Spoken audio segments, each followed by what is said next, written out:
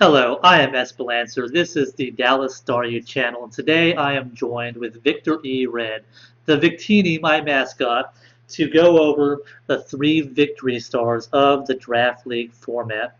Now, what is a victory star?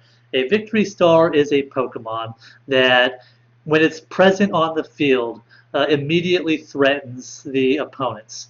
Whether it's defensively, being very difficult to take out, even with super effective hits, yet is able to take out its checks. Or offensively, a powerhouse Pokemon that nothing wants to switch into and nothing wants to take a hit from. Or even a Pokemon that has such great coverage that you don't know what it's going to do, what it's going to bring.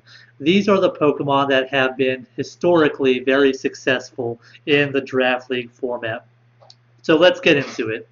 Number 3 victory star of the format is Melodic, the Pokemon that has been an integral part of the wall core for the Boston Red Sox in seasons 2 and 3, and also the New York Yankees in this past season of the GBA. Melodic is a victory star because its defensive presence is such that even if you have an answer to it, you have to be very careful. You can't just go and T-bolt this thing willy-nilly because it could pack the Miracle, and that Miracle could take you out. It has a very low defensive stat, not the best defensive Pokemon in the world, but with Marble Scale, it can be very bulky even on the physical side, and even if you are trying to attack it physically, you have to be very careful because if it survives, which it very well could, you don't want to risk taking a burn from Scald.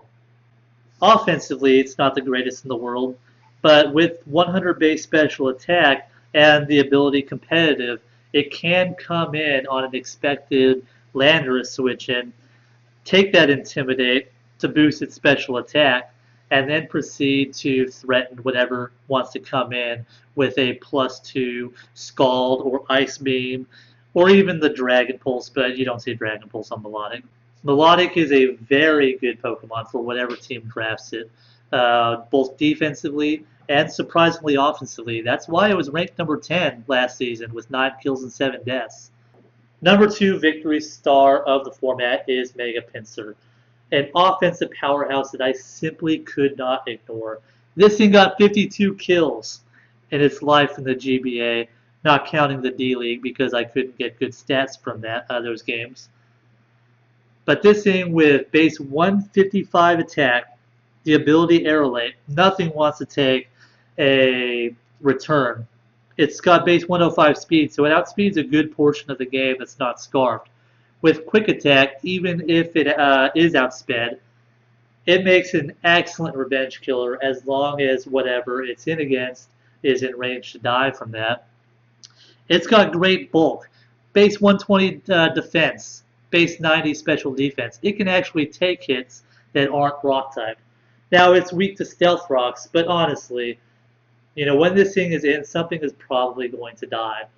We have seen Mega Pinsir in this past season 6-0 an entire team after it set up a substitute and a swords dance. We've also seen it achieve 5 kills in Season 2 on one match and also 4 kills in another. This thing is not to be trifled with. However, I cannot consider it my number 1 Pokemon of the Draft League format for the simple reason that it really is kind of a one-trick pony. It's an offensive powerhouse, it's an offensive threat, but that's pretty much all that it's good at. It doesn't really do a whole lot more. So for that reason, I move on to my number 1. Hail Hydra, the Hydreigon. Now, this Pokemon has had a very underwhelming performance in the past, I'm not going to lie. Didn't do a whole lot for San Jose or Utah. LA did pretty good with it for the few games that they had it. It got 5 kills. But where Hydreigon really shined was under the leadership of Coach Mega Mogwai of the Real Moril. And the reason is because Miguel showed us that Hydreigon can be anything that you need Hydreigon to be. Look at its stats. It has great offensive stats. With its high special attack, we've seen a modest Choice Specs Hydreigon almost one-hit KO Miltank this season. That's a thing that can happen. It can run Choice Scarf, Life Orb, Expert Belt. It can run a bunch of different things, and it's because of its very diverse move pool. And take a look at that. Look at its coverage. If you have a fairy that wants to come in thinking they're going to check it, it has to worry about the flash cannon because that's a thing that can happen. It has other things. It's got the Focus Blast, obviously. It's got Charge Beam for setting up. You have the Fire Blast, the Surf, the Earth Power. You have a lot of different options. If you go to the physical side, which is with 105's physical attack, it can do that. You can run the Ice type move. You have U-turn for momentum. You have the Rock type moves. You have Zen Headbutt for in case a Conkeldurr wants to switch in thinking it's going to take a Dark Pulse. You have Acrobatics, which may come in handy. I don't know. It can run so much coverage that anything that switches in has to be afraid of this. But where it really shines is its utility moves. It can run defensive. We saw defensive Hydreigon completely shut down Entei of the New Orleans Pelipers this season. Because it can run Toxic and Thunder Wave. It can taunt to stop, say, Rotom Wash from setting up screens. It has limited setup ability, but the team moves Reflect and Tailwind could come in handy. I don't think anyone would see a Tailwind coming from a Hydreigon to support the rest of the team. It can set up weather.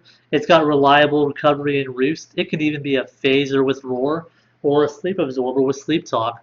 These are different things that Hydreigon can do. And that just shows how valuable this Pokemon really is. And I expect Hydreigon to be drafted earlier on in future seasons. Those have been my 3 victory stars of the format. Let me know in the comments what you think. I am Espelancer with my mascot Victor E. Red, and we are signing out.